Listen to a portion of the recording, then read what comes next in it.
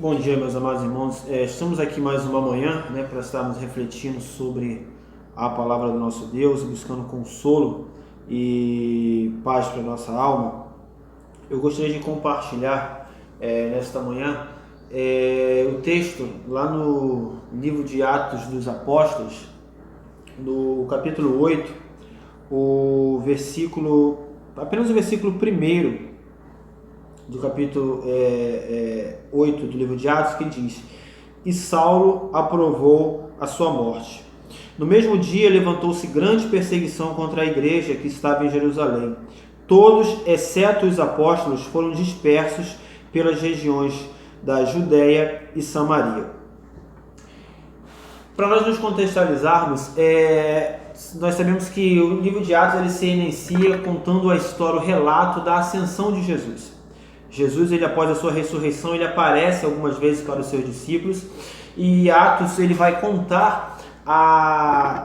começar contando da ascensão do Senhor Jesus Cristo, quando ele ascende aos céus e deixa a promessa de que retornaria um dia para buscar todos aqueles que são os seus filhos, todos aqueles que são os seus servos. E a partir daí, no capítulo 2 de Atos, nós temos ali aquele evento maravilhoso, conhecido como Pentecostes, onde que a consagração da igreja, a descida do Espírito Santo, autenticando a autoridade que Cristo concedeu à igreja. E a partir dali, nós vamos ver o discurso de Pedro, com milhares de pessoas se convertendo, muitos sendo batizados, ou seja, era um clima de muita euforia. Deus estava abençoando sobremaneira, talvez sem precedente histórico, o seu povo.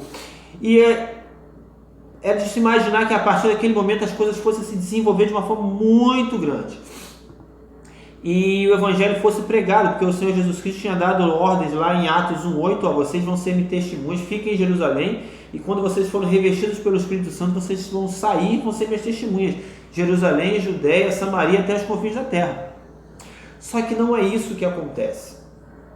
Os discípulos, depois do Pentecostes, alguns eventos, Pedro e João serão presos, mas eles ficam ali instalados em Jerusalém, eles ficam meio que numa zona de conforto em Jerusalém. E Deus, como que de uma forma muito peculiar que ele de agir, ele agora permite,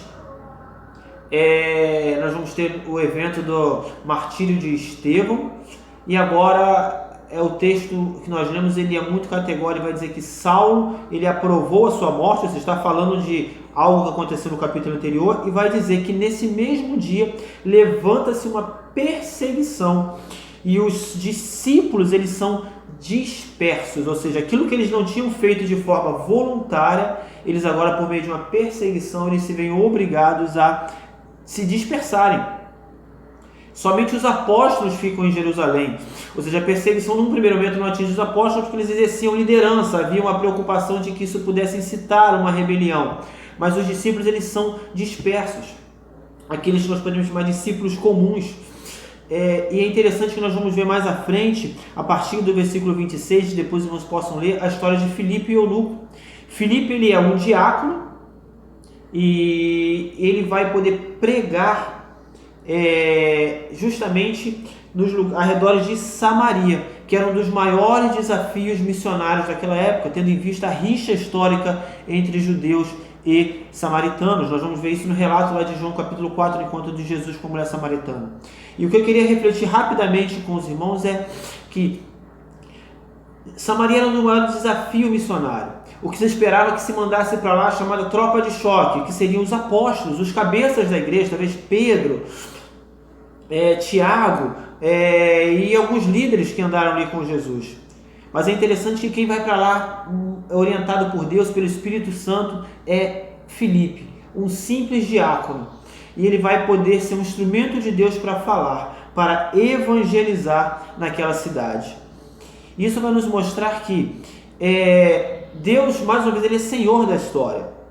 E é interessante que nesse período de pandemia, quantas coisas que nós estamos fazendo que não pensávamos antes.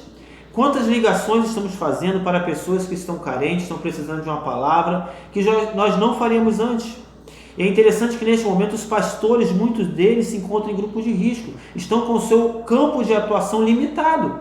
E somos nós, os membros, se podemos dizer assim, comuns, sem nenhum tipo de demérito, mas os membros comuns da igreja, é que estamos muitas vezes saindo para dar assistência, para poder estar abençoando outras pessoas.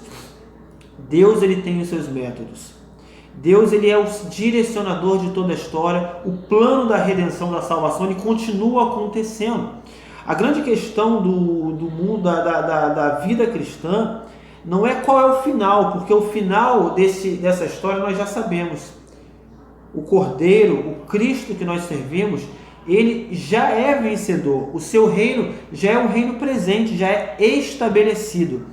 A grande questão que fica é se nós, eu e você que está ouvindo essa mensagem, se nós estaremos dentro ou fora deste plano. É como se a festa já está garantida, mas a grande questão não é se vai haver festa, não é se vai haver celebração. A celebração já está garantida, mas a grande questão é se você está dentro, se eu estou dentro, ou se eu estou fora desta celebração.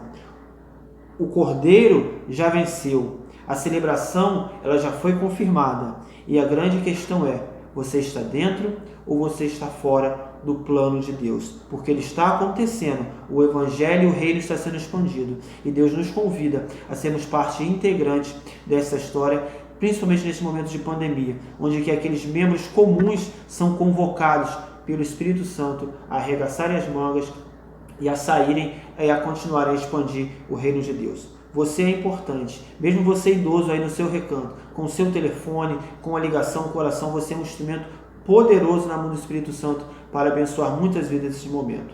Que Deus abençoe a sua vida, que Deus abençoe o seu coração e lhe conceda um dia de paz na sua presença, em nome de Jesus.